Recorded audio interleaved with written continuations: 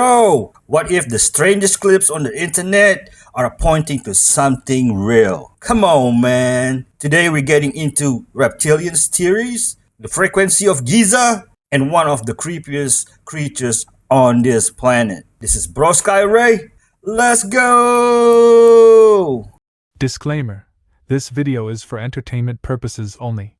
Please do your own research, as these clips haven't been fact-checked. Reptiles run the world. Seemingly ridiculous statement that shape-shifting reptiles from another dimension run our physical reality is corroborated by a lot of historical evidence and mythology alike. In the Holy Bible, these beings are called Nephilim, those who bred with the daughters of men, alluding to the fact that a demonic race of extraterrestrials has come to Earth and impregnated our women to produce future offspring and reptilian-human hybrids. In Islam and pre-Islamic Arabia, these beings are defined as the jinn, beings of luminous fire. Indians and Nepalese call them the Naga people, while South Africa Zulu shaman Credo Mutwa refers to them as the Chitauri. According to René Bollet's work, Flying Serpents and Dragons, our ancestors were a race of sapient reptilian astronauts known to the Sumerians as the Anunnaki. These beings arrived on Earth hundreds of thousands of years ago to exploit its resources, particularly metals needed for their home planet. Humans might not be the product of natural evolution, nor direct placement by God, but actually a product of genetic engineering by the Anunnaki to create a race of slave workers also called Lulu in the early days of our shared human-reptilian history. The esoteric interpretation of the biblical fall of man posits that the fall was not an act of eating fruit but a sexual encounter between Eve and the serpent, resulting in the birth of Cain as a hybrid offspring of the divine reptilian lineage. Either way, a mass of evidence points to the fact that these interdimensional creatures are still among us, masquerading as humans in the top level of politics, religion, business, and media, amongst others. Arizona Wilder was interviewed by journalist David Icke in 1999, and she claimed to have been bred and trained by the Illuminati from before birth to serve as a high-level ritual conductor.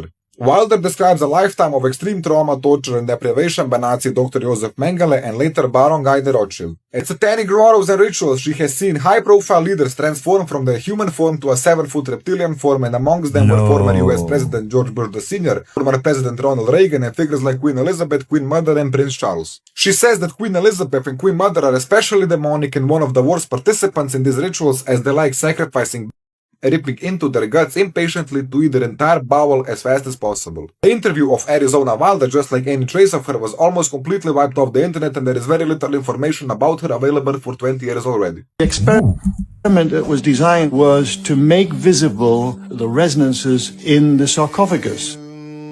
I set up the experiment, then I stretched PVC membrane across the open top of the sarcophagus. Then I sprinkled sand on the membrane, and when we switched on the sound, this is just pure tones, electronically created tones. A whole range of ancient Egyptian hieroglyphs started to appear in the sand. First one was the hieroglyph for backbone or spinal column. It was writhing about like a snake. Antiquities inspector, he was like, "How you do that? How you do that?" Interesting stuff.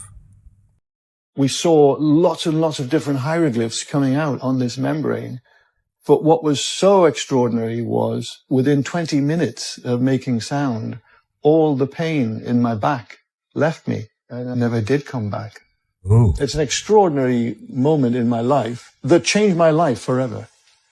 My name is John Stuart Reid, and I'm an acoustic physics researcher.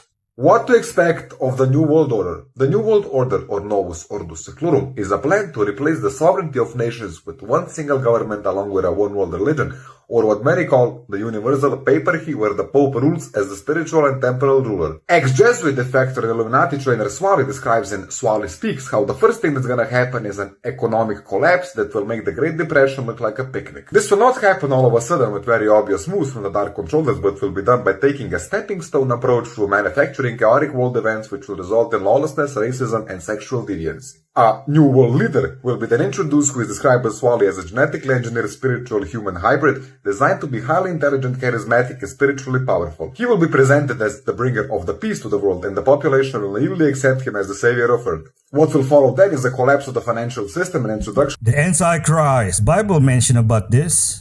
of a cashless society. The Illuminati plan involves recalling all debts, loans, credit cards immediately. Since most can't pay off their debts, this will cause further crisis and disorder amongst the population. Another plan of the NWO is Project Alexis, which is the introduction of digital ID, which entails assessing a digital identification for every human being for tracking. Swally also advises investing into gold, not stocks, because according to her, gold will once again become the standard and the dollar will be pretty useless. Additionally, developing the ability to live without reliance on the government is implied as a safety measure. Be warned that mass media is the primary tool for mind control and social engineering. TV, for example, is a perfect mind control device because it puts one's mind into alpha brainwave states more readily, therefore making them easily suggestible. You are advised not to watch any television and not even browse too many reels because it will lead you deeper into racism, anti-Semitism, Islamophobia, or hatred of any other kind. A possible war between the Muslim population and the Western predominantly Christian population might break out as well. The system runs on terror, and it is important to not accept any of their solutions and saviors, and it's also important not to give in to fear. Do not be afraid and do not consent to their rulership. The Chi Council is a secret inner circle faction of the Jesuits who knowingly work on destroying the world through bioweapons and weather modifications amongst other methods. Lower level of the Jesuits think they are doing good for the world and do not have any idea about this Chi Council even existing. This man named Hal, and Hal lived in Australia. Now, he said him and his buddy had always planned this trip that they would cross from one side of Australia over to the other and make their way through the outback. Now, they set off on their trip in this Jeep and they start driving. They had got pretty deep into the outback to where there wasn't any, signs of civilization, and they were pretty much alone at this point.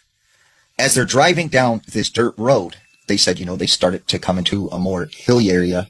There were trees and, brush everywhere and these rocky formations. And he said this area resembled what he could only describe as Utah in America. And he said, it was just very beautiful and scenic. And as they're driving down this dirt road, he said all of a sudden the Jeep falls into like some kind of hole and the tire gets stuck and it starts spinning out. So him and his friend, they get out of the Jeep and they're kind of like, what in the world, did we fall into? Like some kind of hole in the ground. And when they look at it closer, they're like, wait a second, that kind of looks like a very large footprint. But what could make a footprint, as big as that a car would actually fall into it? So they begin trying to push the car and rock it out of this hole. As they're rocking this thing, all of a sudden they feel vibrations coming from the ground. And they could hear a very loud movement through the trees. And out of the tree line, across the road, steps this 15 to 20 foot tall, what they described as a giant. And they said, it had very pale white skin. It had a very long head with kind of slanted and black eyes. It had sharp teeth. It had what looked like 3 fingers and 3 toes. And they said this thing, just was swinging its arms and walks across the road into another set of forest. And they both, instantly were panicked, and they start pushing the Jeep as fast as they can to try and get it out of there. Finally, they get it out of the hole, and they jump in the Jeep, and they take off, and they start driving. As they're driving, they hear a very loud scream, and they said it was so loud that it vibrated the windows on this Jeep. And they could hear something very loudly moving and crashing through the forest. So they started going as fast as the Jeep would allow them, and eventually they made it out of that area, and they said they could only describe as what they encountered as being a giant. The temples you see in India today are the Hindu gods' old spacecrafts. Ooh. These are petrified spacecrafts. And if you say, what? This doesn't make any sense. The proof of this petrification power is found in Medusa's power to look at you. Medusa had the power to look at you and turn you into rock. So let's take the same power, the power of look at you, to India and apply it to the Vimanas. The Vimanas were the spacecrafts of the gods. So now, if you look at the temples nowadays in India, they are so intricately built. Every detail looks like a part of a spacecraft. And then you will tell me, but it's made out of rock. But I'm going to tell you, this petrification power is found in mythology, found in history. And look at Medusa is a perfect example for the petrification power. This anglerfish has a secret. Brilliant. It is not hunting.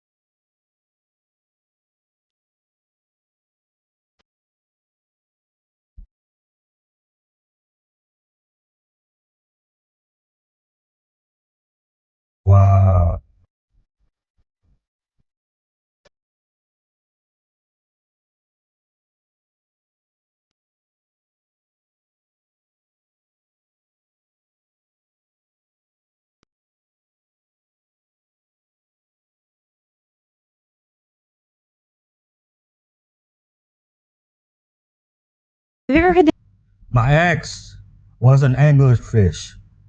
the theory that the gods of other religions are actually fallen angels?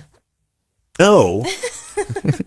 Okay, so there's this theory that when the demons fell with Satan, Yeah. and they were no longer with God, that some of the demons rebelled against Satan, said, I don't want anything to do with this, and went and did their own thing, and they became like the gods, like the Greek gods and the Roman gods are not the God that we as Christians worship, but there's still an entity that's not God. Does that make sense?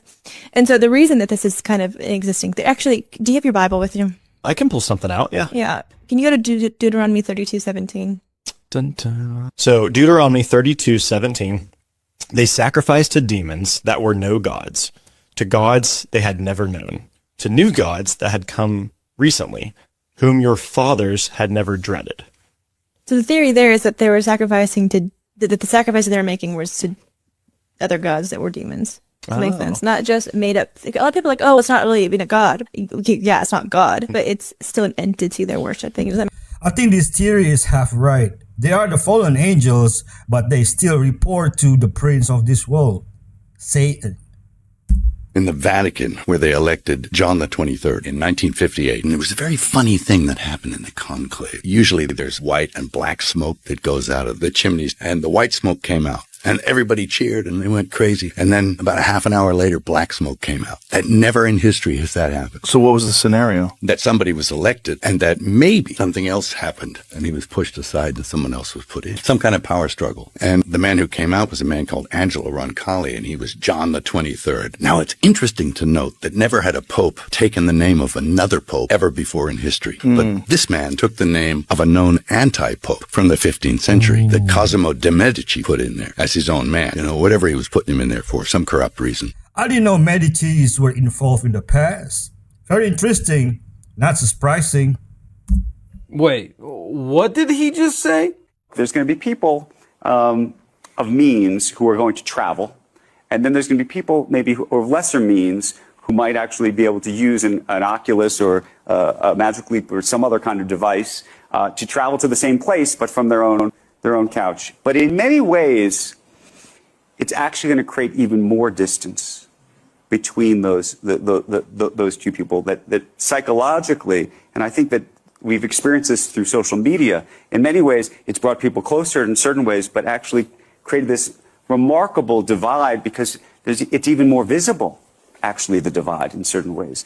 There's going to be people. I really hope you guys are paying attention, because this is what rich people are literally planning the future for the rest of us. While we're all going to be stuck in apartments that we'll never be able to purchase, never be able to afford, wearing Oculus for our vacation time because we can't afford a real one because we got to go to work tomorrow because we have to work 7 days a week, 3 jobs just to pay that rent and that car payment and the gasoline to put in the car that you can't even afford in the first place, while the rich people are jet setting all over the world, enjoying themselves and having a good time, living like kings, while the rest of us, slaves, live like slaves.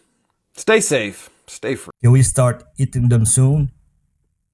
So that singer David, oh my God, what happened with him? Well, he brought caskets to his shows. Shows, yeah. Yeah. And I've heard a lot of like entertainers do that. They do that, yeah. Very famous singer. I know somebody who was bodyguarding for him. He was saying that a very famous singer, I think it was his birthday, and they, you know how they have like the sparkler, the bottle girls, they come out with the sparklers and all of that. So then he said they literally brought out a casket in the club. Weird. Very weird. This shit is so weird. Like, why would so you be in a strange. club with a casket celebrating death? And then there's these weird, like, vampire-looking dudes that came out, and he went in this room with them, and then he said when he came back out, he was just acting weird. So I don't know. Well, you said that before. You said that the vampires run the nightclub scene. Yeah, well, the reason I met a vampire that was mortal was because I was trying to get tickets to a nightclub. Yeah. Wow. And they directed me to this guy. Okay, another story. I was astral stalked by another vampire before I met that one. And they stalked me in my dream. And then I met them like 2 days after. I think I told you this before. Yeah. Yeah, I met them like 2 days after. And So astral stock. So he's Freddy Krueger. Yeah, exactly. So do you feel like he like drew you Yes. to him? Were you freaked out when you met him? yeah, like freaked out on a conscious level and subconscious subconscious level, every level. How was he Predatory. acting? Was he like, yeah, it's me? It was more so just like an eye contact and then walking the other way. Oh, shit. That's even crazier. That's even scarier because they don't even say nothing. They just look at eye you. contact? Yeah. The other person I spoke to who had similar experiences, he was brought to some place in Boston that he said the vampire I met was in Salem, which is 30 minutes away from Boston. This person said that he had to go to Boston to meet with like somebody high up in the order or something. So I would assume that there's quite a few vampires living in Massachusetts. That's what I was gonna say. What's up with Salem? Because I keep witches. Oh, Yeah. okay. Oh, okay. Yeah. The Salem witch trials. So you look at the U.S. map. There is a division to where East Coast is a lot of vampires, Yes. and then the West Coast is UFOs, aliens. Yeah. And it totally makes sense based off of the states and geographically where everything happened. Because like on the West Coast we have Roswell, here in Nevada, tons of UFO activity, and then 80% of the land in Nevada is owned by the government, which makes sense. Area 51. This is alien land, And that's vampire land? and it's vampire Makes land. sense because East doesn't have as much sunlight and I'll it's just a little take bit more gloomy. And I'll just take a cold glass of water. I'm good. I would go further even to say that this side, the West Coast, is more of these extraterrestrials, interdimensionals. They follow a different set of rules than the old world creatures, which are vampires, witches. It's different. For sure. They're more advanced here, and that's why I don't like it here. Ooh. I think vampires run the nightclubs in Europe. What do you think? Are you actually a Satanist? If you were to ask anyone on the street if they identify with the satanic ideology, they would probably assume you're crazy. That is because people believe you have to dress in black robes and sacrifice cats in the forest to be a Satanist. This is a complete fallacy and the Hollywood version of Satanism. You do not need special robes or pictures on the wall to be a Satanist. All you need is their mindset and behavior, and that is a phenomenon called de facto Satanism. The true Satanists are the people themselves who uphold the system of enslavement. In the movie The Matrix, Morpheus tells Neo that the Matrix is a system, Neo. That system is our enemy, but when you're inside, you look around, what do you see? Businessmen, teachers, lawyers, carpenters, the very minds of the people we're trying to save. But until we do, these people are still part of that system, and that makes them our enemy. You have to understand, most of these people are not ready to be unplugged, and many of them are so inert, so hopelessly dependent on the system that they will fight to protect it. The number one value of the Satanists is personal ambition, egotism, and self-preservation. Do anything for you to come out on top, even if it involves showing your fellow man under the bus. Make sure to stay silent and focus on the grind, even when the entire world is falling apart. Moral relativism is the second pillar of Satanism, and worldwide society is just drowning in it, not thinking twice about the consequences of their actions and how they themselves are guilty for participating in the vile system of enslavement. That's why we have so many occupying government positions, law enforcement, pharmaceutical cartels, the mainstream medical establishment, the satanic banking industry, the military-industrial complex, the Rockefeller kid educational system, and even the religious clergy. Nobody ever wants to look in the mirror and confront their shadow to see how it's them who are actually helping perpetrate the abusing satanic system, whether it's through their action or even inaction, because what we don't do when tyranny is present is often just as important as what we do. We are the sum total of 22 different extraterrestrial races. Extraterrestrial races that have been here for hundreds of thousands of years, who have interbred with humanity and left offspring. Now, that's the physical. The spiritual aspect of who we are is even more enlightening and even more amazing. It's called the Blue Brain Project in Switzerland. They have combined Blue Brain Project. They have combined many different types of technologies, and what they have done is they have essentially created a type of MRI that can scan the entire brain. And I mean all of the intricate structures of the brain itself. What they have discovered is that some of us have in our brains fourth, fifth, sixth dimensional structures already in our brain. Now think about that. There are other people that they have done the same thing with that have 7, 8, 9 dimensional structures in their brain. Some have 10 and 11 dimensional structures already in your brain. Now you're a third density physicality, and yet in your brain you have multiple dimensional structures. Now, another best kept secret is that many children are being born with a third strand of DNA. What? Another incredible secret is that many people who have had near-death experiences are coming back, and when they come back, they have 3, 4, and 5 strands of DNA.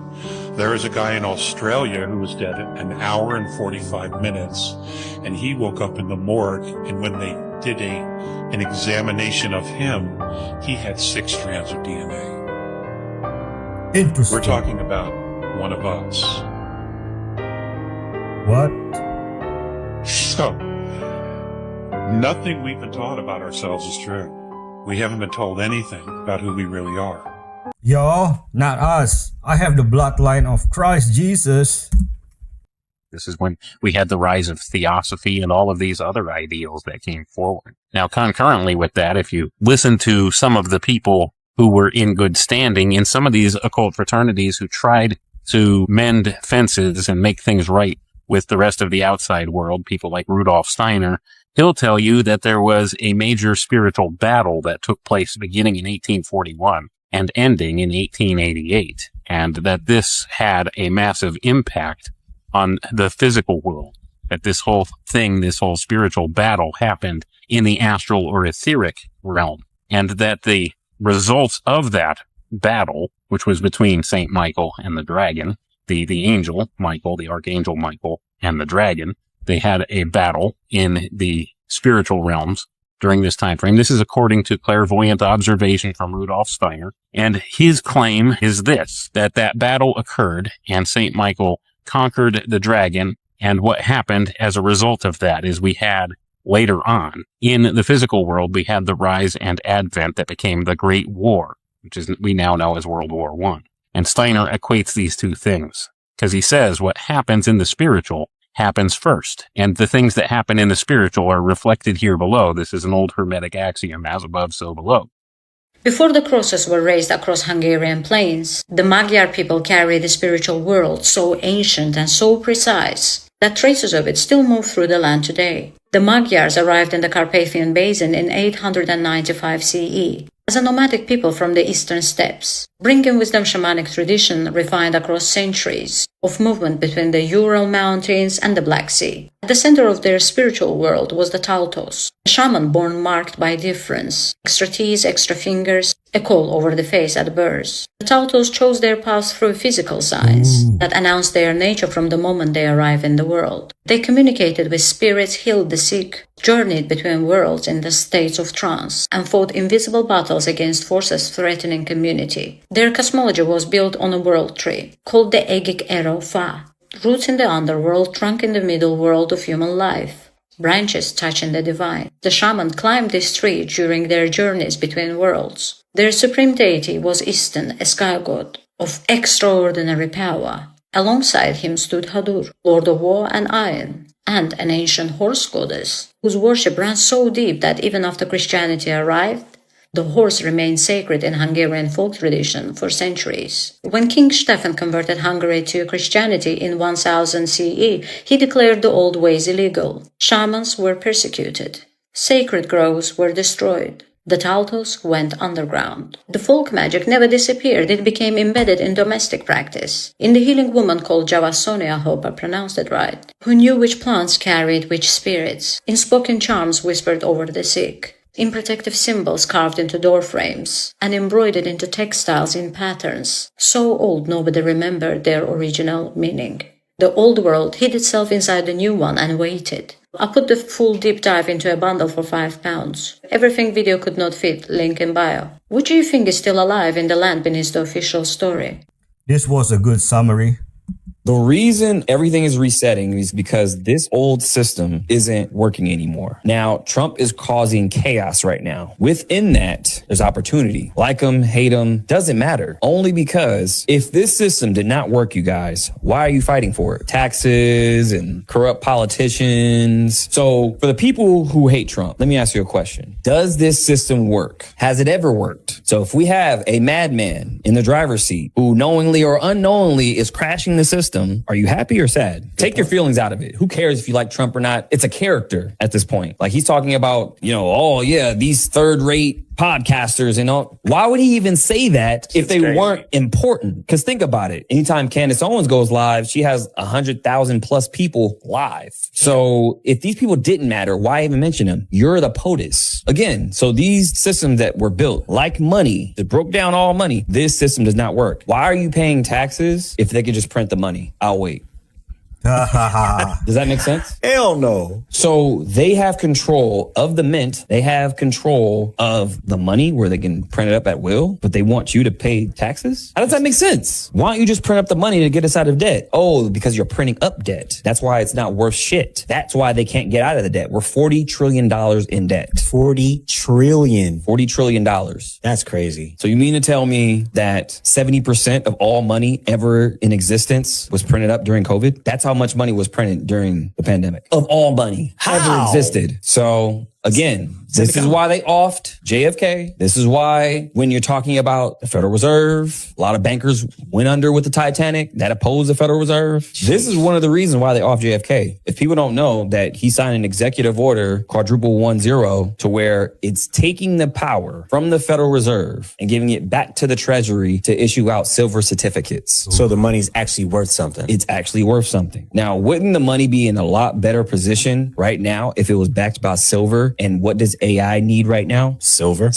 Data centers, war, silver. Our money would be through the roof right now. This shit is crazy. But it's not worth the paper it's printed on. Why do you think they're taking pennies out of circulation? Because copper. Well, not only that, because it's actually costing them more to make it than what it's actually worth. See, the thing about it is, if y'all got some pennies, hold on to your damn pennies, because literally the copper in it is highly conductive, and that is another metal that is a war metal. Hold all of that shit, because it'll be worth something.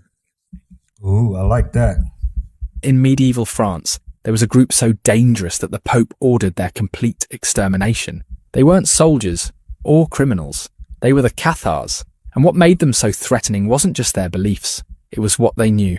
The Cathars claimed they were the true Christians. They believed the Catholic Church served Satan, not God.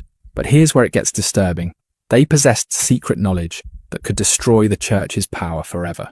In 1244, when the final siege came to Montségur Castle, 4 Cathars escaped into the night. They carried with them a mysterious treasure. Not gold, not silver. Books, documents, forbidden teachings. When 200 remaining Cathars were given a choice, renounce their beliefs or burn alive, they chose the flames. Witnesses claimed many were smiling as they died, because they knew something we don't. The escaped treasure contained their complete spiritual teachings and evidence of church corruption. It's still out there, hidden for 8 centuries, waiting to reveal truths that were never meant to survive. Some secrets are worth dying for.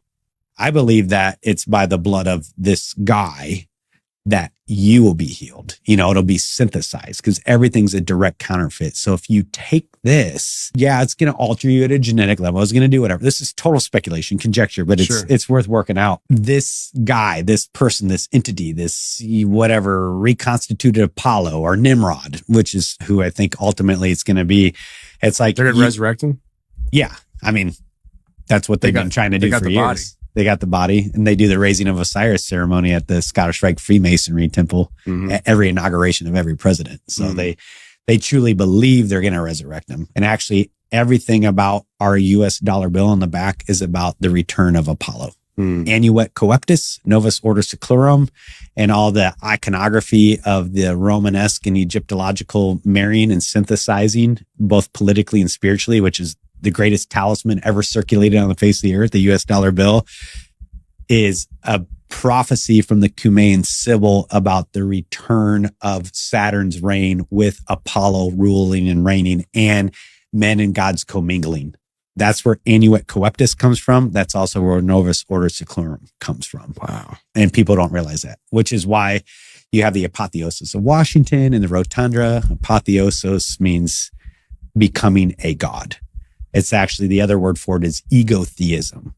So think of egotheism as, I was going to say Trump. Oh, Freudians. Egotheism is a self-declaration that I am a god. That's what egotheism or apotheosizing is. So now think of the attributes of the Antichrist. He sets himself up in the temple of God, proclaiming himself to be God and that there is no other God but himself. He's egotheistic. He apotheosite. He self-declares that he is a god, which only comes from ancient Egyptological pharaohs, the ones who started it, and it was rooted in their worship of Nimrod. By the way, it's called the blood of Jesus. So there is an author by the name of Philip K. Dick. He wrote a ton of books. Yeah. So he actually had some of his books turned into movies. It's adaptations. But he had a book, Blade Runner. So Philip had this extensive dissertation to where he explained how reality worked. And all these books are actually based off of the information that he has and past experiences. He had an experience to where it came through this girl's, like he visited somebody and their necklace shined like a light into his eye. The beam of light came off of there, hit him in the eye, and he saw this reddish, purplish beam. He says he got a bunch of information. One of the first things he knew was that his young son had a rare disease. Takes him to the doctor. Doctor goes, how did you know that your son had this rare disease? They caught it early and saved his son's life. So by that simple thing right there, that piece of evidence to where he knew his son was sick and saved his life and it was real, that's when he started writing. Then he said that the way he got this information wasn't just downloads, but it was coming from this hyper intelligent system. He called it Valis. He called it who? Valis. Valis stands for Vast Active Living Intelligence System. There you go. What does that sound like? AI! Man, how did he come up with this before AI was even a figment of anyone's imagination? All this information that he got from this being, he says there's a programmer. Life is a chessboard, and there's a program that sees all the moves. God. And then there's a dark force that looks like it's always winning, but in the end, the light wins. The programmer wins because the programmer knows all the moves and they're necessary moves for a greater good. He says that we are existing in parallel universes all at the same time. He's saying that deja vu is actually us getting upgraded and we're moving into a new timeline or existence because every time we get an upgrade, we are moving to a better, more perfect existence. When you think about heaven and hell, what if this is already heaven? And that kind of gives credence to that. He's saying that it's basically shedding until it becomes perfect. This could already be heaven, and we're just getting closer to this perfect existence. This is heaven and hell at the same time. I think when you have religion and you have science together, that's the answer because it's one and the same. When you think about scientists and professors and all this, they're so enrooted in logic. This is how things work, so it can't be a God and this and this and that. And then the religion people, God says this and that's what it is. Just have faith, and which is fine, but it's really both. Yeah, they have to exist amongst each other. They're kind of one and the same. He's just saying that essentially there is parallel universes. This is why we have the Mandela effect and whatever you want to call it, only because we are shedding the old world and getting to a better, more perfect existence. So eventually that world becomes chaotic and full of chaos and hell. And that's what hell kind of becomes. Right. It's the shedding of everything else. And then heaven is essentially the perfect version of earth. AI could also be Satan. Remember the serpent was on the tree of knowledge?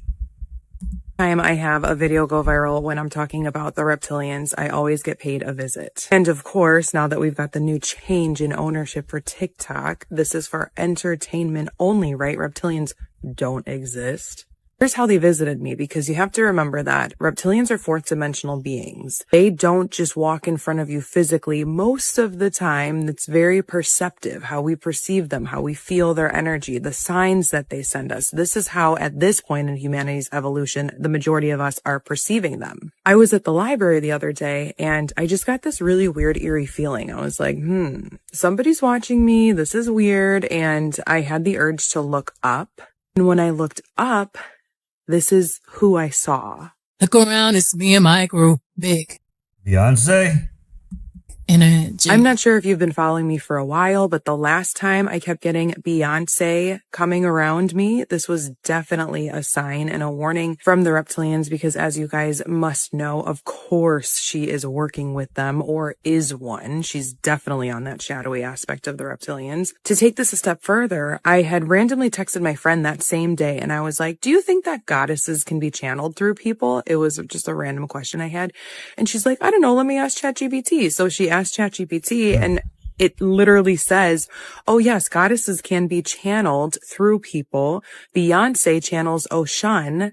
often. And I think for that, it was a little bit more metaphorical. I meant more voice channeling, but anyway, there she pops up again. So I wanted to share this because one, know that reptilians do come around us in various forms, especially if they know that it's a familiar way in which you have recognized them before. They will continue doing it in that way.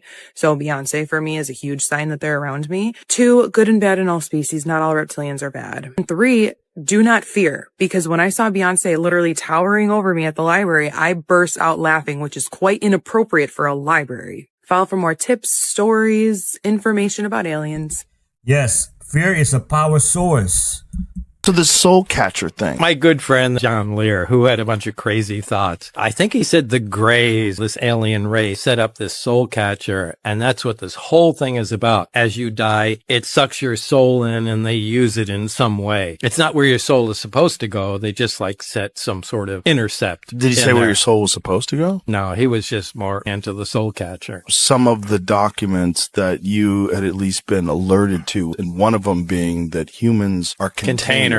Yeah. And which the likely conclusion is containers of souls. If a soul is a real thing, whatever that That's what you would think. I would prefer to believe that that's not true, but maybe it is. These are people that worship Moloch and sacrifice children. I can't sugarcoat that. Okay. How is it possible that Walt Disney Corporation has anything to do with biomedical and scientific British publication? And here's how that interlinks. It's just crazy. After World War II, Charles Darwin's grandson and Fleming, the guy who discovered penicillin, they went to the British government and they said, hey, we think you need to improve biomedical and scientific publishing house. And so they said, no problem. They combined these two publishing houses. And guess who they put in as the editor? This is where we start getting into the Disney realm.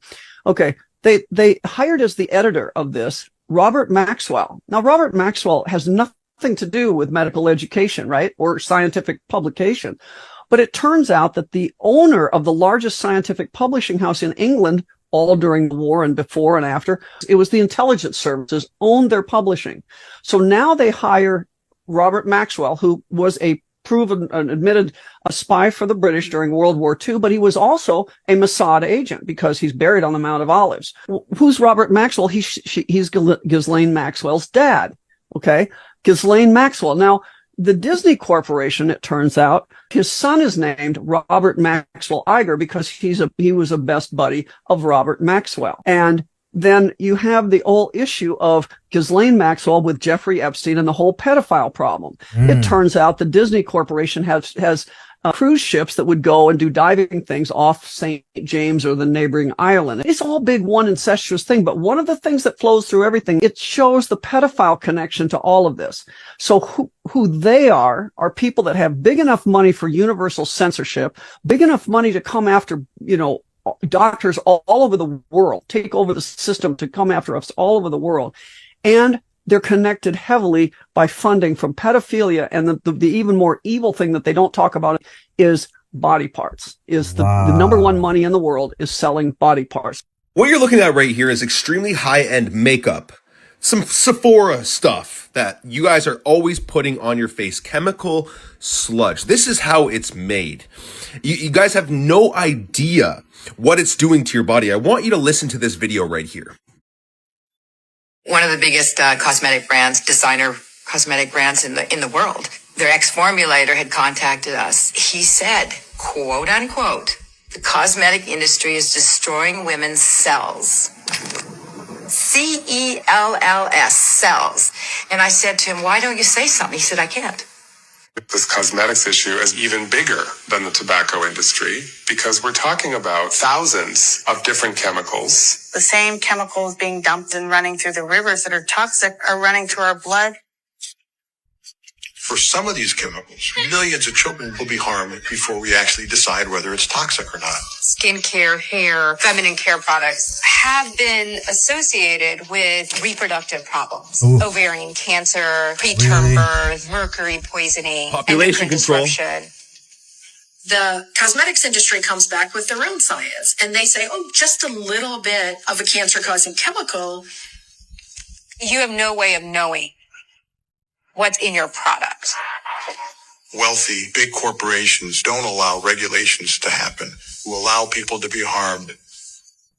In cosmetics used by women in this country every day, 125 ingredients suspected of causing cancer. And the list goes on and on and on. Now, if you're waking up to this reality and you understand that you've been poisoning yourself your whole entire life and you want to get out of this system, then it's never more important to detox everything that you've been putting in. This is why you should be taking Shilajit every single day, known to detox the body from these harmful chemicals. And I have some incredible lifetime discounts for you guys, so comment the word info and check your DMs. Peace and love. The demon Pazuzu from the Exorcist movie is a real and terrifying ancient entity found in old Mesopotamian religions and folklore. Pazuzu's name is associated with terrifying storms, famine, and diseases. Yet he was also called upon for protection, especially against a demonic goddess known for preying on infants and pregnant women.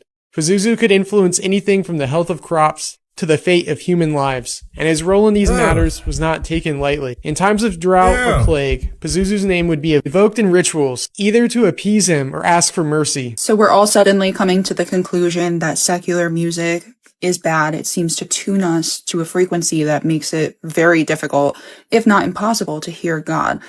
But I just realized something crazy that should have been obvious to me. The angels sing praise to God.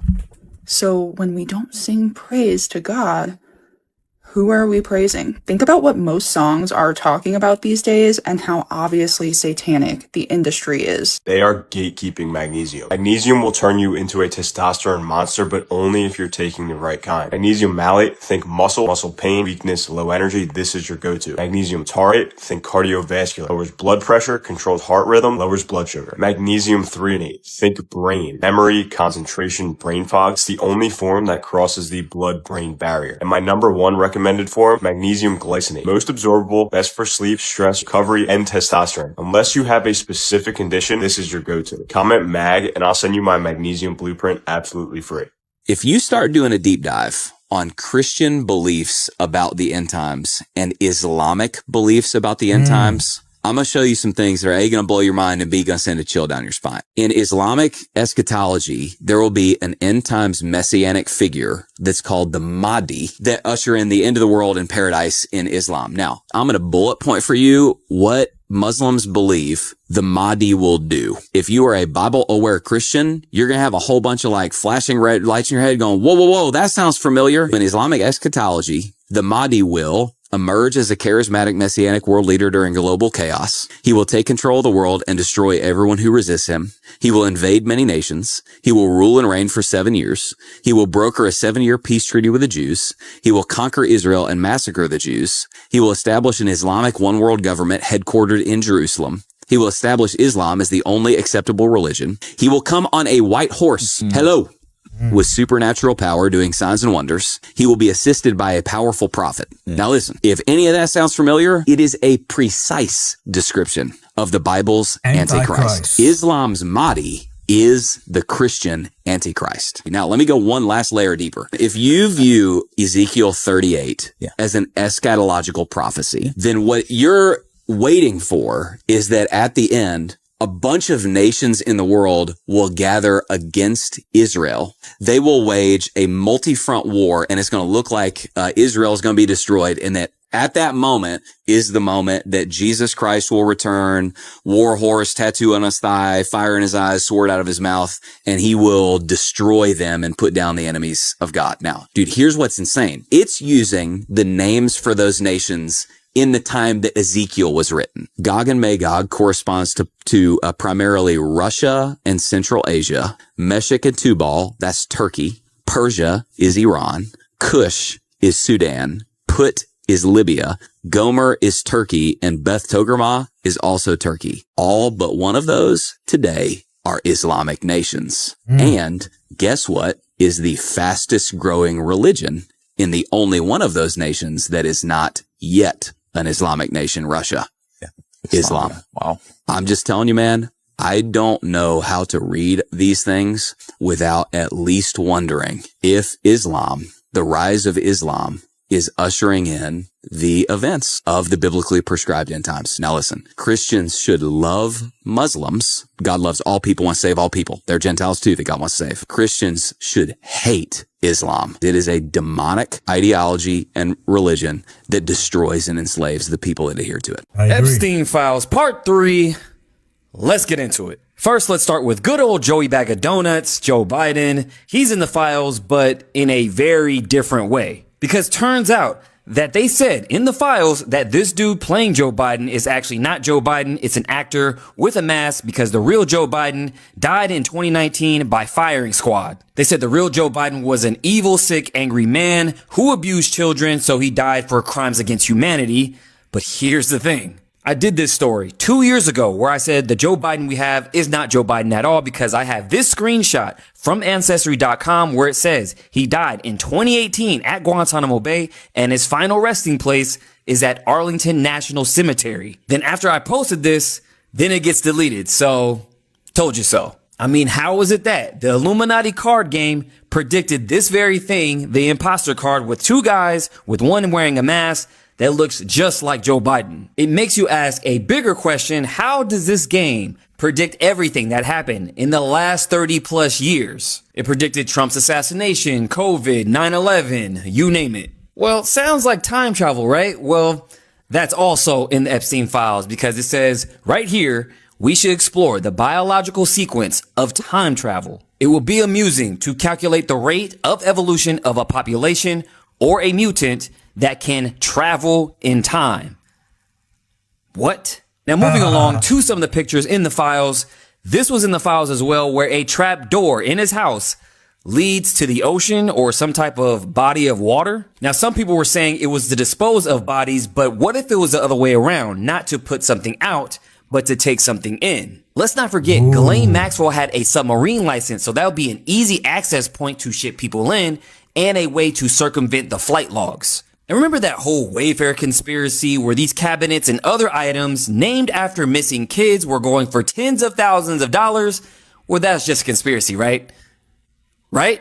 Well, it looks like Epstein's assistant bought something off of Wayfair for over $8,000 for an unknown item. So there's that. And last, but definitely not least, we have this footage in the files showing people going underground.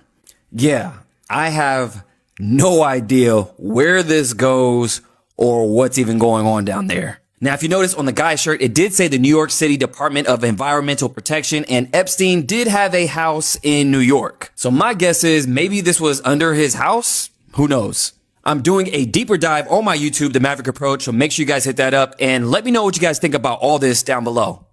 Jeez, this is so much to process. Why is nobody doing anything about this? It's not about their nukes? No. Iran's central bank counts. One of the reasons it counts is because their oil and energy is very important, including for China. If you're going to come out with programmable money, with digital IDs that are interoperable globally, that controls in each jurisdiction centrally, you can't afford leakage. Iran right now is the big leakage in the system. Now, Larry Fink and BlackRock have said we need to move very rapidly. They're planning on trading all stocks and bonds using tokens. All investments on a tokenized platform. What it means is this is going to be, we have one common blockchain.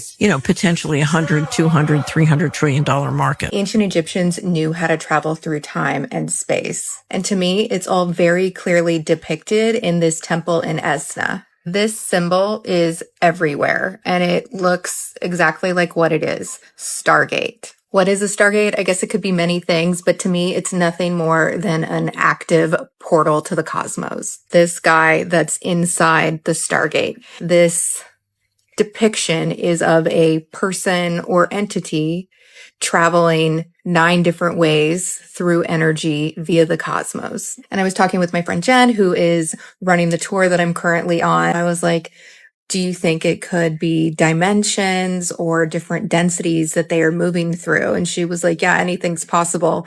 This isn't really being talked about a lot just yet. So nobody really knows for sure. Which brings me to this series of hieroglyphs.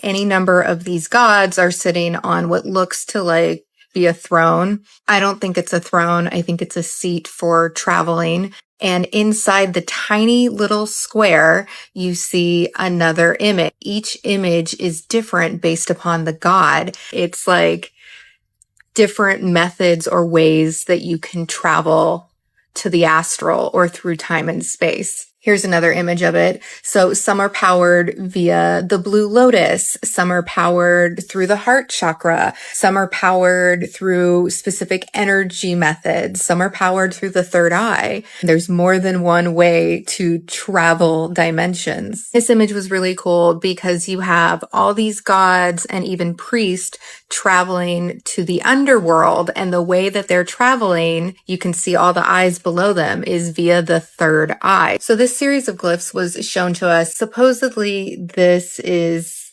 meant to represent the womb, but this is a full-size person and it's slightly connected to this person. To me and also to Jen, it looks like it's representing either the soul or some type of out-of-body experience. It looks really similar to what your soul would look like if you were connected, but also astral traveling. And then in the same storyline of glyphs, you have this guy traveling through space and time via their personalized Stargate. I don't know. Are those rockets on top? It looks questionably like it could be some type of spaceship pod. So obviously these theories are not the current popular narrative. But yeah, what do you guys think? Astral traveling via the cosmos in a spaceship? Or just somebody else sitting on a throne? The same story with the Mayans. Look it up. Are y'all truly ready for this deep dive? Because it goes back decades. Didn't I just tell you last week that Apollo, Apollyon, Abaddon, Helios, Lucifer was coming back through the art he's making? What do you know? They're the same exact being. Hey, you remember when Marina Abramovich came out and said that Donald Trump was the highest ranking warlock in the world, basically? More on that in a second. So of course, posted himself as Jesus. He admitted it himself earlier today, but in the same image, he added something from the last time this was posted, and that was this creature, this thing right here. That's Apollo. Yes, in fact, the same exact deity that's on the arch. Some could call him Helios. Remember, Nero Caesar in the 1st century destroyed all the Christians there was, and he transformed into Apollo himself. He also had a mortal wound to the head by a sword. Y'all remember when Trump did not put his hand on the Bible? That was crazy. You know the parable of the goats and the sheep from the Bible when the goats go to hell and the sheep go to heaven? We had this golden goat made for Trump with golden feet, golden horns. On the dollar bills it says, "In Trump we trust." Y'all think this is the first time he put his name in the place of God? It's not. Of course, he made himself to be the Pope, and this is the second time he posted his image of him being Jesus. The red vesture because it's dipped in blood like Revelation, you know, for Jesus, the Alpha and the Omega.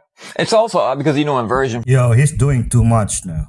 From the occult, but of course we see the magician wearing red and that same exact thing that Trump was wearing too. Again, Satan loves inversions. Marina Abramovich said that Trump was putting a spell on the entire world. Read this real quick. If Trump did something to my daughters, I would forgive him because Jesus calls me to forgive. True, but watch this. It'd be the holiest act of love I could ever choose, but I would still politically support him as my president. Yes. Brother, what? After he violated your daughter? Hold on. Now check this out. After he posted himself as Jesus, he posted Trump Tower. The Trump Tower is pretty significant in itself on top of the moon. I've been telling y'all for years he's the moon child, was born right under the blood moon. The same one that Aleister Crowley started the rituals, I believe, in the 20s, going to the Babylon working in the 40s. Let me refresh your memory. The moon child will rule by liberty. And by liberty, he will destroy the Black Brotherhood. The Black Brotherhood to these demons is Christianity. He just happens to have the word of peace when they say peace and safety, a strong parallel. He's signing Bibles not just now, but in 2019 as well. This was a real picture published in the Time magazine, which, by the way, people are like, oh, he fell for the AI image. Of course it's an AI image. Who has to friggin' tell you it's an AI image if it's a cartoon? And for some reason, people have been seeing this beast, this Apollo, this Helios, this Abaddon, this Apollyon, this Lucifer, this Lightbringer in their dreams. If you've been watching me the last few years, then you're caught up. You know what I'm saying? I've been warning about all this stuff for years. If you're confused, the YT video is about to go up, and it goes a lot deeper, especially in the Trump Tower and the 666 Fifth Avenue. All you gotta do is search Real Moon Henry. But of course, don't mind me, shoot the messenger. This is the reptilian. These are Secum. He's got like the head of the frog, body of a monkey, but he's a reptilian. There's no aura. There's no other species like this anywhere on any wall in any temple. This is the Jed. It's the battery. You see the hands. The human is the battery power. They're using the human power. The snake is the electricity. This is also the transistor with the wire and the lotus. And then here you have gold, 3 suns with the cosmic gate in the hand. Okay. What is the true name of America? So the true name of America is actually Amaruca. And I know we were all told Americo Vespucci growing up. That's a true lie, to be honest. Amaruca is the feathered serpent. So America is the land of the feathered serpent. Tupac Amaru was the last king of the Inca. And now we know why Tupac was named Tupac, because he was named that way to pay homage to the last king of the Inca. And, you know, he was called Tupac Amaru because he was the king of the Amaru, the people of the feathered serpent. Let me know how you feel about this in the comment. A nun claimed the devil forced her to write a letter. Her name was Sister Maria. One morning in August, the other nuns found her collapsed on the floor of her cell. She was covered in ink, and in her hands was a sheet of paper filled with strange symbols. The writing didn't look like any known language. It was a bizarre mix of characters that resembled Greek, Latin, runes, and symbols nobody could identify. She had been possessed, and that the devil himself had forced her to write the message in order to turn her away from God. Quantum physics is not a fairy tale. Now, can anybody tell me why the CIA just disclosed quietly that they have a mechanism called the ghost murmur? Now, what is that? There was an airman that went down during the war.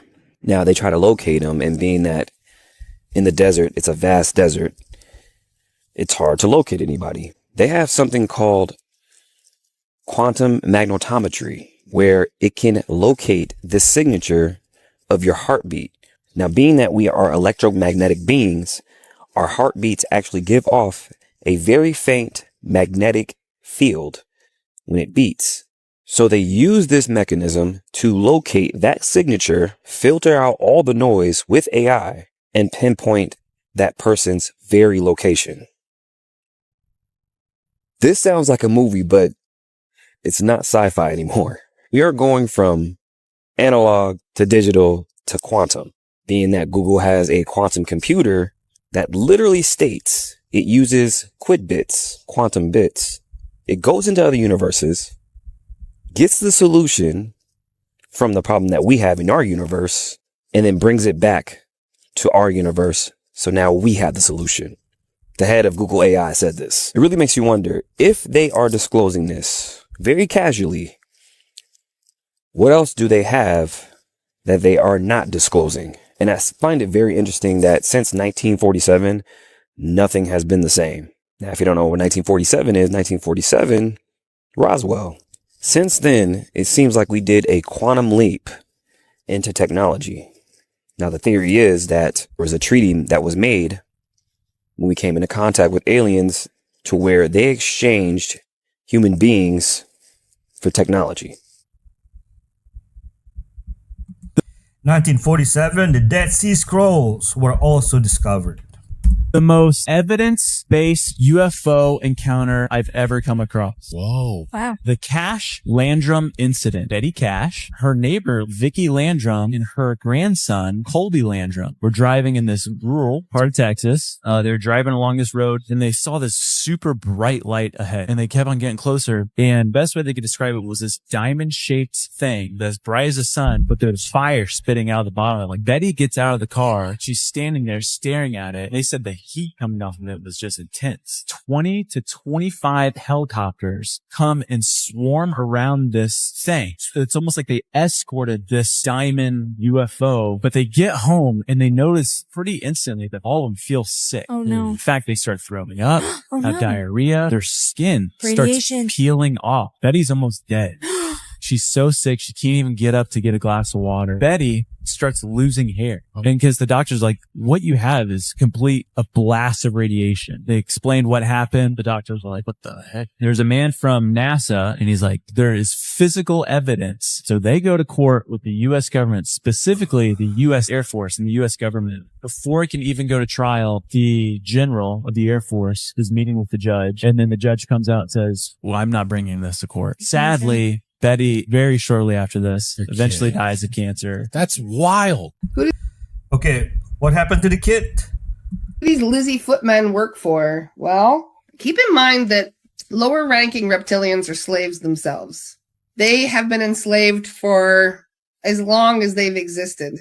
Reptilians are the ones who create hierarchies. They're the ones who create military hierarchies as well. So when you have a whole lot of entities that have a ranking system, it's like a pyramid scheme. You know what I mean? You get the ones at the top who are enjoying telling everybody else what to do. And a lot of the foot soldiers and things, they don't know any better. They are taken from their nests. They are educated through their brainwashing thing, even for their own. So they brainwash their own offspring and they convince them that anything that they do to help the greater good, i.e. harassing humans, is service to their own. It's their highest calling that you can have as a reptilian, is to go out and sacrifice yourself for the greater good. So that's what they do. They send them out to harass people like us who are doing good things. So if they see somebody who's very high vibrational, somebody who's doing good things and holding the light, so to speak, that's the one they go after the most. They're like, oh, wait a minute. Man. Especially if you're not standing in your power, if you're not doing psychic protection, if you're an easy target.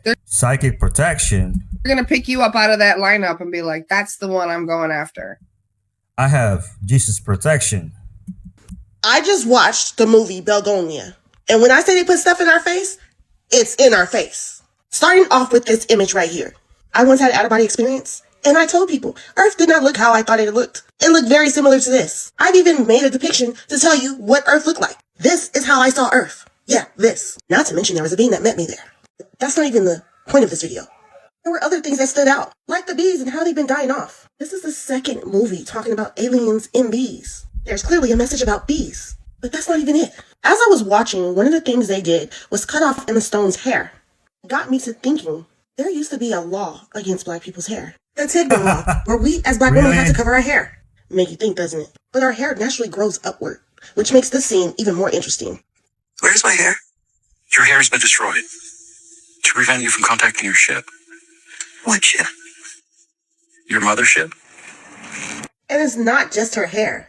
If you notice, they have lightened her skin because it also is a transmitter to whatever mothership he's talking about, according to him. Which also got me to thinking, there's so many skin whitening creams promoted in the black community. And it's been said that melanin actually communicates and is worth more than gold. So again, are they trying to tell us something? Also in the movie, they can only come during different moon cycles, showing you that as spiritual folks ain't crazy. The moon is important. And it goes back to that same story that I've seen in another movie about the Anunnaki creating humans from monkeys. And as you can see, 85% it says has it. Only in this movie, they're adrenaline aliens instead of Anunnaki. At the same plot twist. And basically saying they live among us. She talks to the council in some language that we have no idea what she's even saying. Then decides to end it all. This is actually Earth compared to her. Once she hits through the atmosphere, it's the end for everyone on Earth. So what if... No, y'all not ready for that. This is only for entertainment purposes, but make sure to like and comment and let me know what you think. Historic discovery, Zapoteca tomb in Osaka is really showing us about Mexico's rituals and their power structures, that some of these places were bigger than Rome back in the day. A new discovery has been made in Mexico at an archaeological dig that has the face of the open mouth owl. And this is dated to be about 2,600 years old. This is ongoing in Mexico. I'm going to show you more now, but I really want you to see this artifact that I have just with this little side by side here tip of this piece. And also this face. Stunning Zapotec tomb has been discovered in Mexico. These are real archaeological digs. This is going to be the same face that's on this plate right here. And I'm about to show you what's so peculiar about it. What makes this discovery so significant is not just the similarities to this tomb that has recently been found, but that there are alien beings on this artifact as well. That these are showing elongated eyes, creepy, elongated heads, alien beings on this. So are aliens real? Is this discovery really showing us our real past? Is there something else going on? This is what needs to be shared. I need you to share this to your story. I need you to share this with your friends. And I want you to follow me. And if there is more that you need to know and you want to see more raw footage of actual dig sites and more, please subscribe. The CIA literally wrote down how they were going to poison the food supply, and not theoretically. They planned it, and then they did it, and nobody stopped them. Project Artichoke, CIA, 1951. The stated goal, it was to determine whether a person could be involuntarily made to perform an act of attempted assassination. But that's not the part that should scare you. The memo proposes hiding behavior-altering chemicals in food, in water, in Coca-Cola, in beer, in cigarettes, in vaccines, all administered without detection, without consent. Their words, not mine. Look at page 4. Look at that list.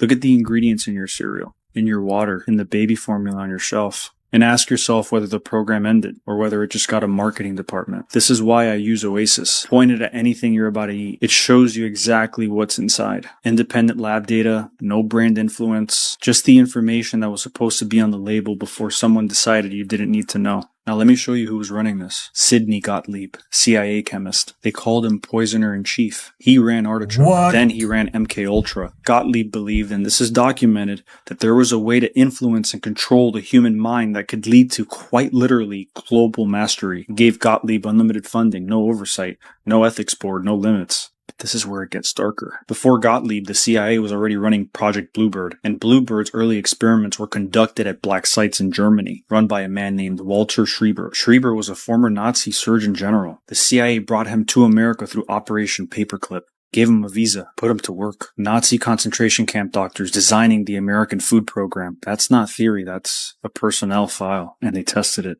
on civilians. August 1951, a small village in southern France. 250 residents wake up hallucinating, seeing demons, crawling walls, jumping from buildings. 7 people die. 50 are committed to asylums. They blame the bread from the local bakery. The CIA put LSD in their flour supply. They contaminated the bread. They sat back and they documented everything. An entire village possessed by bread. They were studying how to break someone's will, how to make them suggestible, how to erase their memory of what just happened. That's how casually they decided to drug. The program officially ended. Gottlieb destroyed the files, shredded thousands of documents. And you know what he got? He got a slap on the wrist. He retired to a farm in Virginia. But the 1952 memo proposed compounds that create anxiety, nervousness, tension, or the opposite, depression, hopelessness, lethargy. Nazi scientists built the program. The CIA funded it. They tested it on a French village. They proposed putting it in the food supply. Then they destroyed the evidence. And you're telling me it stopped? Catholic priests' PDF files. In the documentary Sex Crimes and the Vatican, it is stated that the Catholic Church has operated under a secret 1962 document called Crimen Solicitationis, which was essentially a procedure to be followed by bishops when dealing with allegations of abuse and homosexuality by members of the clergy. He swore all parties involved to secrecy on pain of excommunication from the Catholic Church. The documentary reveals that in 2001 this policy was reissued by Cardinal Joseph Ratzinger, the future Pope Benedict XVI. Rather than cooperating with law enforcement, Ratzinger reiterated the code of silence, instructing that all the international abuse cases be referred directly to his office, so he could maintain exclusive competence over the handling of allegations. Ratzinger's role involved paying off the families of molested children in exchange for their silence. Instead of removing predators, the church utilized its vast wealth, estimated by researchers at $18 trillion, to fund these payoffs and move offending priests from parish to repeat their crimes. The documentary focuses on the investigation led by Colm O'Gorman, who is the man most responsible for breaking open decades of abuse by Catholic priests in Ireland. O'Gorman was of course a victim himself in his younger years and went on to expose the scandals around the globe. Some of the most responsible names of the criminal priesthood class members were Louisiana priest Gilbert God, who had intercourse with multiple young as 7. What? John Geoghegan molested the which led to the release of sealed files in Boston exposing decades of ignored abuse reports. Founder of the powerful Regnum Christi Catholic Federation, Martial Maciel, was accused of sexual abuse by 9 seminarians, yet was protected for years by high-ranking officials. Another documentary called Conspiracy of Silence was supposed to air on the Discovery Channel in 1994, but was banned last minute because of pressure from top-level American politicians. This documentary report is based on the book The Franklin Cover-Up and investigates a nationwide abuse and pedophilia ring that allegedly reached the highest levels of the US government. The scandal began with a federal raid on the Franklin Community Federal Credit Union in Omaha, Nebraska in November 1988, which revealed that $40 million was missing. What initially appeared to be a financial swindle involving money laundering and drugs turned out to be a systematic sex ring that flew foster children to the East Coast for bad parties to serve the perverse desires of the powerful politicians. Luciferian Jesuit scum. Behind me is the tomb of Cuauhtemoc, the last Aztec emperor, and I wanted to share a message that I received from my teacher of Toltec shamanism. And it said that these are the last words that Cuauhtemoc gave, and I'm going to be paraphrasing and leaving out quite a bit. However, it's incredibly important for this time because we're actually living in the time that has been prophesized right now. And so when the Spaniards came, it said that obviously they wanted gold, and they were actually torturing Cuauhtemoc for years, trying to get him to reveal the hidden location of the treasure. But what many people, and especially the Spaniards, did not understand was that the treasure of the Mexico was not simply gold or silver or anything else that was precious to materially minded people. The actual treasure, it's said, is the language of dreams and the knowledge that what is first created in the darkness inside ourselves is later created in the light. And this is a profound understanding because this time that we're currently transitioning into, the sixth sun, is actually the time when it's said that the wisdom of dreams and the power of dreams is going to be more and more profound each moment and more powerful. And so in the last speech that Cuauhtemoc gave, he said to keep the treasure safe. And even though that the Spaniards will do unspeakable and horrible things to the Mexica people, what will actually need to be preserved and need to be hidden and kept safe for future generations is not simply just gold or silver or anything like that. It is the wisdom of dreams. It's the knowledge that as you create within your subconscious, as you realize that you are dreaming this reality, you can consciously create it. And so if you're seeing this message, you must be aligned with the wisdom of the ancient Mexican shamans. And also remember that the power is inside. We are living in the age of prophecy and the rise of what is said is the Se Quetzalcoatl, the Quetzalcoatl of many colors, which is the people with the activated chakra system that may be commonly known as light warriors or people that are ascending. So go leave a comment of whatever you want to identify as in your own shift, in your own part in this great shift that we're appearing. And Platzo Kamati Cuauhtemoc for being so honorable, noble, and wise. Aloha. I think Mexicans are indigenous people too. What do you think? I personally do not like the phrase sleep paralysis. I don't know where it came from. It's really fairly relatively new. It was only kind of termed that way in probably the early 2000s, but it's really an inaccurate term that just sets up the pins for people that suffer from this to be gaslit even more than they already are, because everybody does have paralysis during certain phases of sleep. So I just want to make it abundantly clear that there is a frequency of waking up not quite awake yet. The way that you can tell if this happens to you frequently enough and you're lucid enough and in the fight or flight phase of fear, you are able to be observant. You will always notice a glitch. And that is why you know you're not in your room. That's why you need to pray before you go to sleep. Ask for God protection. I really just don't think you guys are ready for what I'm about to tell you. You need to have an open mind if you're going to understand that almost everything bad and evil in modern day society is from the fallen angel. In part 1, I told you guys a couple things that the Watchers taught humanity in the times of Noah. So let's get into part 2 and dive a little deeper. Did y'all know that earth signs, moon signs, fire signs, all of that astrology comes from the fallen angel? For example, the fallen angel Araquiel taught humans the signs of the earth. earth, later morphing into earth signs. Taurus, Virgo, Capricorn, all of that comes from Araquio. Araquio taught humans to practice geomancy, which is a practice that involves divining the meanings of geographical features. It can also be called feng shui, earth divinations that uses compasses and charms to coordinate interactions between people. Another fallen angel, Shazaquio, taught us meteorology. That angel's name translates to the shooting star of God. Another angel called Sariel taught humans the courses of the moon and how to measure time through it and attempt to predict the future. Penemu, another fallen angel, taught humans how to use ink and paper. Notice the name, Penemu. And what do we write with? Pencil.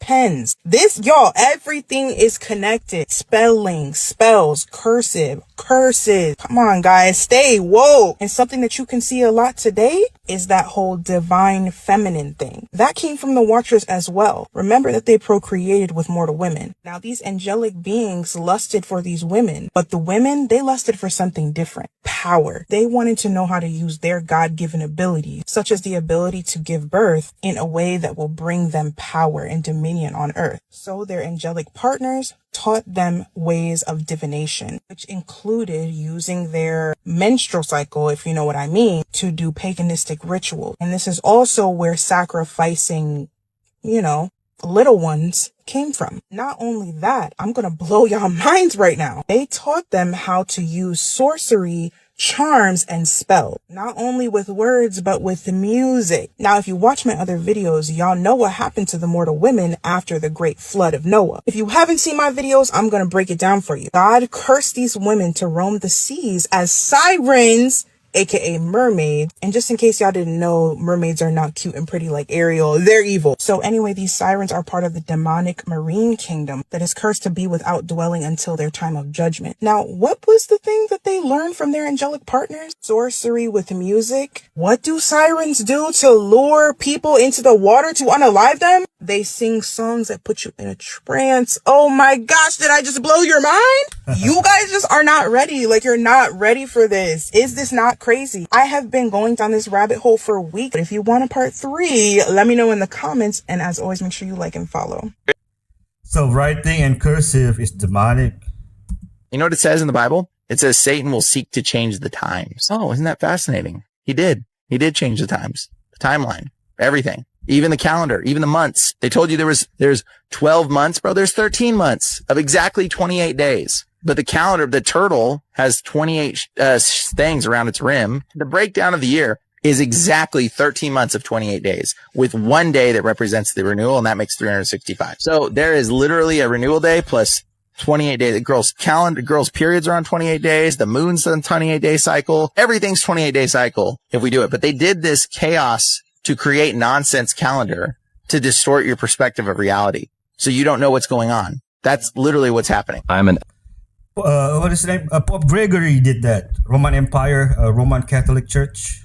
Expert in Roman crucifixion. Of all the crucifixion examples that we have from antiquity, we have only one exemplar of someone that was crucified with a crown of thorns, and that's Jesus of Nazareth. These are 3-inch Bethlehem thorns, Sean. When they dry, they're as sharp as nails. So I'd like to hand it to you, and I just want to describe it to you while you process it. This is a replica which matches, because we have 30 to 50 puncture wounds on the head and the scalp of the crucified man. This is what was thrust on Jesus' head. Jesus is first flogged 700 times. Then they put the crown of thorns on his head. Pontius Pilate stands up next to Jesus. Remember, his wife warned him in a dream, have nothing to do with this man. And yet Pilate says, Ecce homo, in Latin, behold the man. And the crowd, full of Jews, began to yell, crucify him, crucify him, crucify him. They want him dead. Lord Jesus, I thank you for your sacrifice. I don't deserve this. Okay, I don't know if I'm actually ever going to share this, because every time I share this, it creates like fear and panic. But 8 months ago, when I was on the North Shore, I started having some pretty profound flood dreams, which brings me up to night before last. I had a crazy dream about Hawaii experiencing catastrophic volcano situation. Now, there's lots of volcanoes. They go off plenty of the time, no big deal. But this one seemed to be like making a really large, devastating impact. So North Shore and some of the other islands. I have a lot of friends there. The flooding is really, really bad.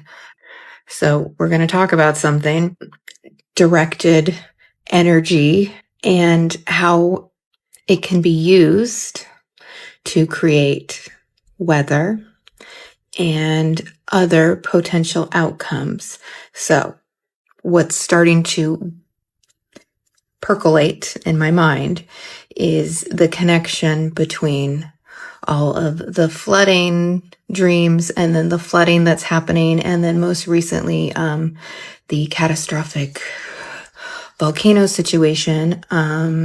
Because when you play with energy, it can have an impact across various states of matter, not just with the weather. And I'd have to go back and see if I can find this video of a whistleblower in a Senate hearing talking about the use of directive energy and how it may have caused certain earthquake situations that he was present for.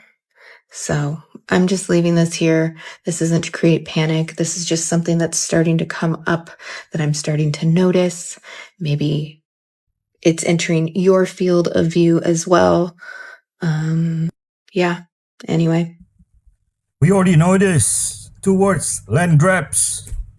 Travel the road, just these two dudes, and they would just literally travel all around the world, just teaching people about Christ, like in Mongolia, like, I mean, everywhere. They have a YouTube channel now, and they just went to where people speculate is a real Mount Sinai, where it's that mountain that's literally scorched on the top. Cool. Yeah. But the connection with all the different biblical events being in that same area is nuts. Like the split rock of Horeb, where Moses hit the rock and it split and water came out. It's very close to Mount Sinai. From this rock, there's like dried riverbeds going down the valley where the Israelites would have been. That's crazy. And then by Mount Sinai, the altar to the golden calf, you're like, well, how would you know that? There's petroglyphs everywhere of cows. Whoa. And the Syrian government, the archaeologists and stuff, they said none of these petroglyphs exist anywhere else in Syria. And then they go and you can go to base of Mount Sinai to where there's still remains of like where they corralled animals for sacrifices to God.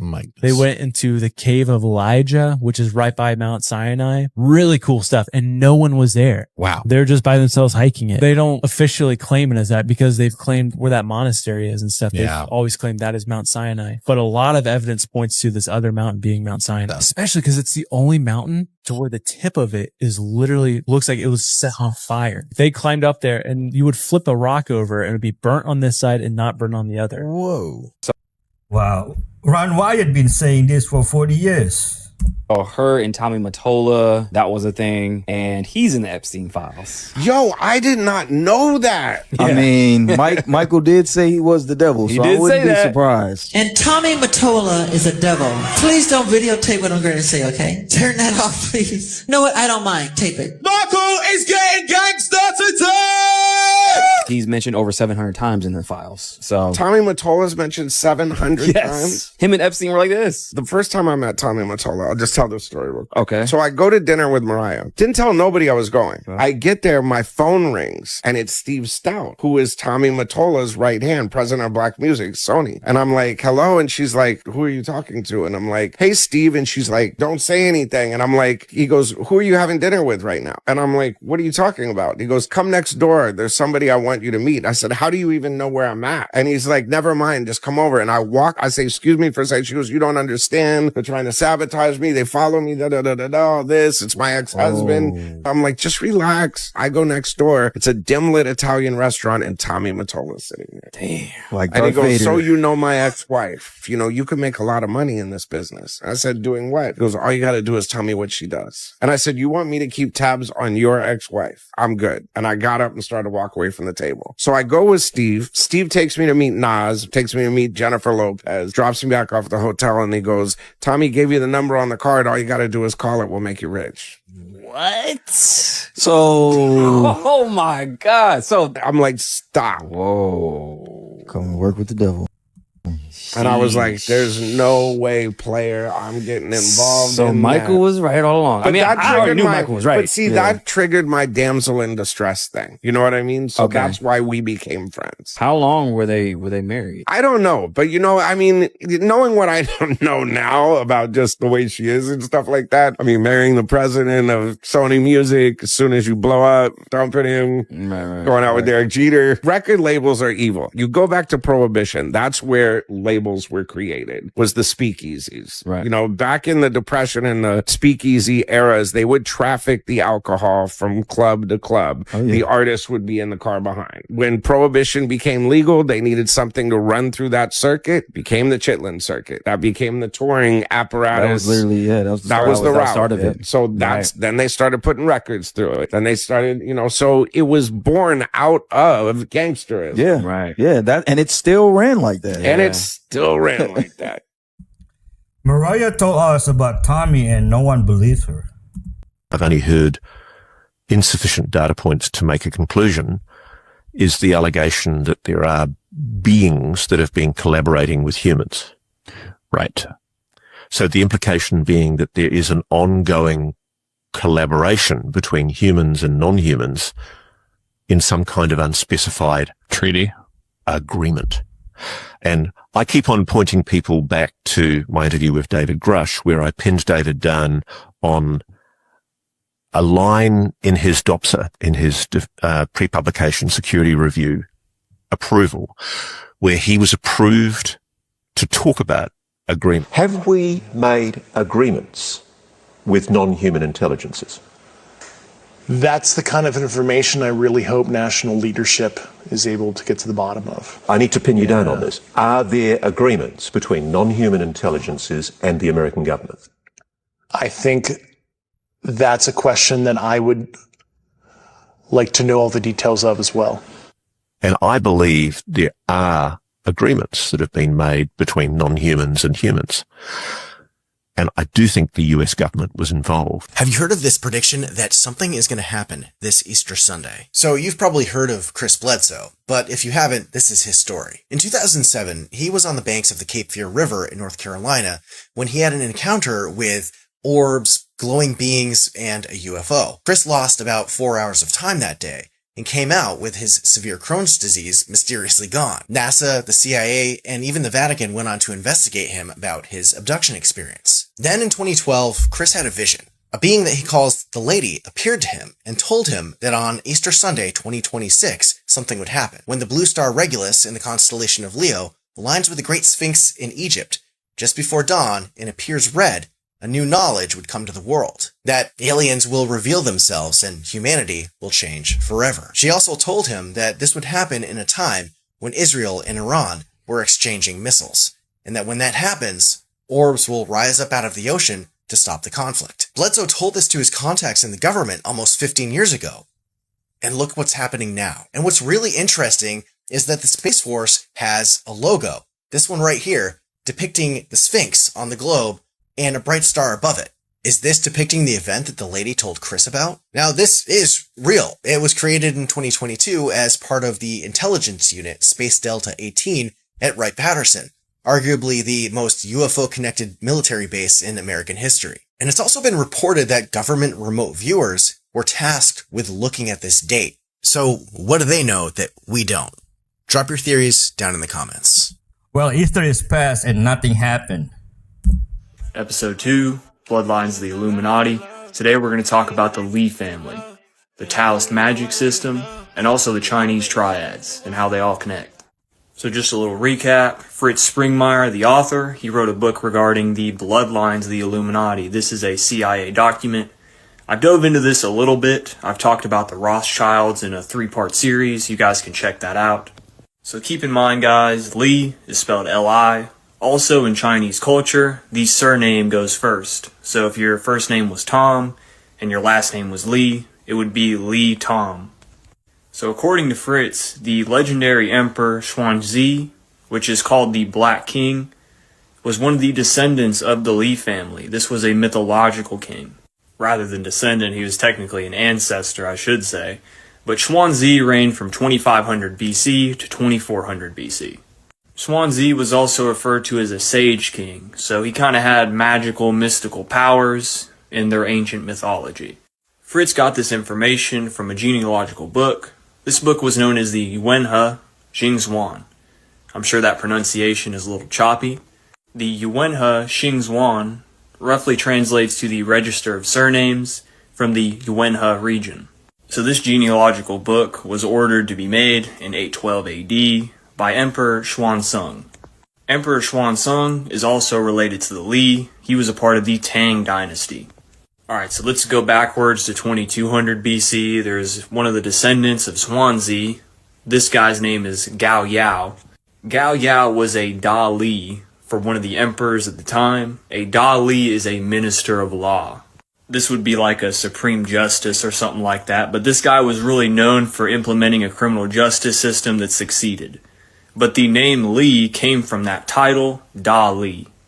So from a very early period, the Li family is known as a mythological bloodline, with Xuanzi and also his grandfather, the Yellow Emperor, but also in actors of justice with the descendant Gao Yao. So as I mentioned, Xuanzi reigned from 2500 BC to 2400 BC. He was one of the grandsons of the Yellow Emperor, which was one of the 5 legendary emperors. So the original 5 legendary emperors were considered demigods. They were half mortal, half god. So on top of these men coming from a divine lineage, they are also attributed with having magical powers and abilities. So Huangdi, the Yellow Emperor, was known as well for creating the bow and arrow, and also being a key pillar in Taoism. This is where it gets kind of interesting with the magic.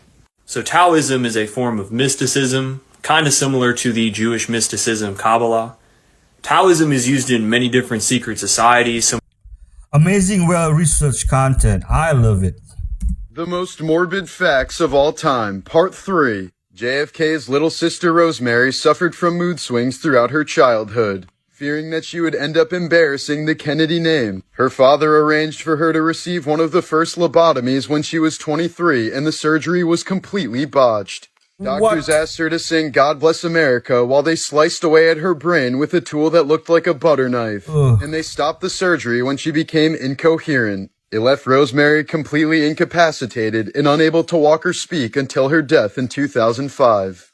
Born in 1661, King Charles II of Spain was the product of 200 years of inbreeding that intended to strengthen the family line. He was breastfed until the age of 4 and never fully learned how to walk. As an adult, he was completely illiterate and could barely chew or speak due to his deformed jaw and enlarged tongue. He was so ugly and disfigured that his own wife was terrified of him. His autopsy revealed some rather disturbing findings, stating that his heart was the size of a peppercorn, his lungs corroded, his intestines rotten and gangrenous. He had a single testicle black as coal, and his head was full of water.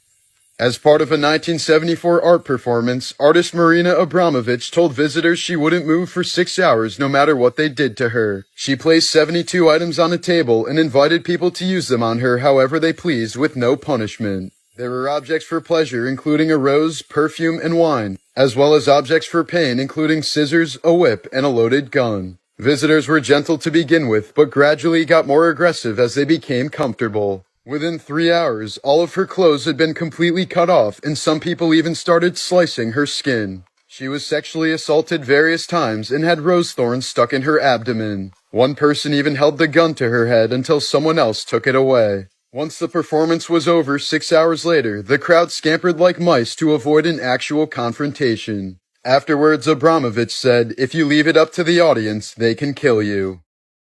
Wow, that's crazy.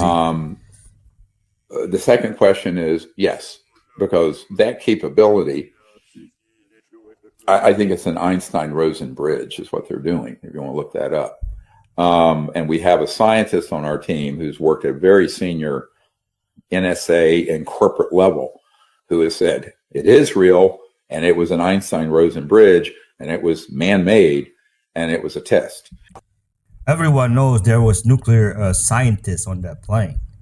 Warning, if you are a woman, just 2 weeks from now has been declared as a day any man can touch you. And many are warning women to stay home, be armed, and not go outside, as 911 will not work. People were terrified after videos circulated claiming groups of men declared April 24th as a day where grape will turn legal, with women across 4 countries sharing safety warnings telling others not to leave their house or else they will regret it. Haunting reaction videos show women arming themselves and threatening violence against anyone who tries, with many men saying this will be their time and they are willing to do whatever they want, even if a woman is inside their home, and the clock may be ticking on those women's lives. But it gets strange, as no one has ever found the original announcement of April 24th. TikTok says it does not exist. Several news sites all investigated and found zero evidence it was ever real, meaning millions of people are now terrified every April over an announcement that may have never been announced. April 24th is actually supposed to be National Essay Awareness Month, meaning the hoax took a day meant to protect victims and turned it into something for them to fear. Oh, did anybody else see that video of NATO basically warning the whole world about what's about to come?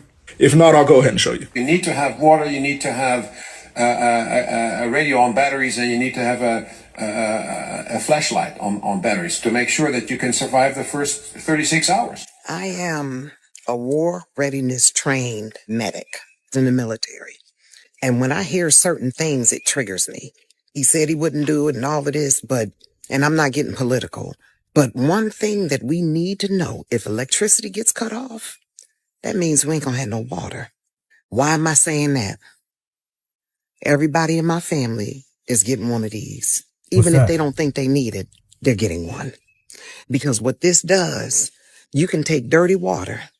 This one filters up to 1,800 gallons of water. What? Everybody need to order these. This ain't no joke. I'm not trying to The scare link is people down or below. whatever. I left that link There right you there. go. Just get it, because you don't know what's going to happen. Everybody needs this. I'll get something for everybody in your family. Whether it happens or not, we need to stay ready. All right? Y'all take care. I found something in my Ethiopian Bible that very clearly backs my theory about the mark of the beast and the Great Deception, and I think that everybody needs to hear this. The Ethiopians are notorious for being really, really diligent about preserving all of their stuff. They still are on the biblical calendar, like, to this day. So I showed you guys the patents for the self-assembling chips that go in your hand. They built them from the outside. Elon Musk is involved, and I think that's why we see the double speak with, like, him saying that they're gonna auto build up to 1 million chips in the year, whatever. And that is in scripture, because in Deuteronomy, God says, if you keep all of the commandments that I am commanding you today, the accursed thing shall not stick to your hand. And then in Leviticus, we see the priests are examining the lepers. If the person was found to have leprosy, the priest would give them 7 days. I think it connects to the 7-year tribulation, and come back and check on them to see if their leprosy has left them. And then King Uzziah, it literally says he had a censer in his hand. I know it's a censer for incense, but God does work like that. He doesn't leave us in the dark. The priests corrected him because he wanted to just do his own thing. He got angry with the priests, and a patch formed on his forehead, and he broke out in disease. This is Maccabean, and it's book 3. It's a historical book. This is a narrative about the devil being cast out, and basically he tries to make a case with God that anybody that does like what he does and that follows him and that he can pull away from God's commandments, he should be able to do signs and wonders inside of them and deceive them, and that they should be his. So let me just read you part of it. Basically, the narrative is all about God's will versus the devil's will, and how, like, they're both giving commandments and how it's up to us to follow one of them. And it says, to my will be a reason to return them toward a path that were smooth to go towards Gehenna with me. Persons who loved him and kept his law hate me because this thing, but persons who departed from their Lord's law and who erred will come toward me and love me and keep my oath, as I will make them reason towards evil and change their thoughts, lest they return toward their Creator God. They will do my commandments like I command them to do. I will show them this world's money. I will mislead their reasoning from straight law. And it goes and lists all of the opposites of what God commands us and says that he will make us stray from the path, Lucifer, and I will show them signs, and my will lodges a sign that were to each of their heads in their reasoning. It's a little bit broken English because it's Giez. I will show them word signs and mislead them. To the persons in whom I make my lodging, I will show them signs, and be it in stars gate, or be it in cloud proceeding, or in fire flickering, or be it in beasts and birds cry, as they are my lodging places. I will lodge my signs in their reasoning. Have you seen Wes Huff's perspective on the Ethiopian Bible? Check it out.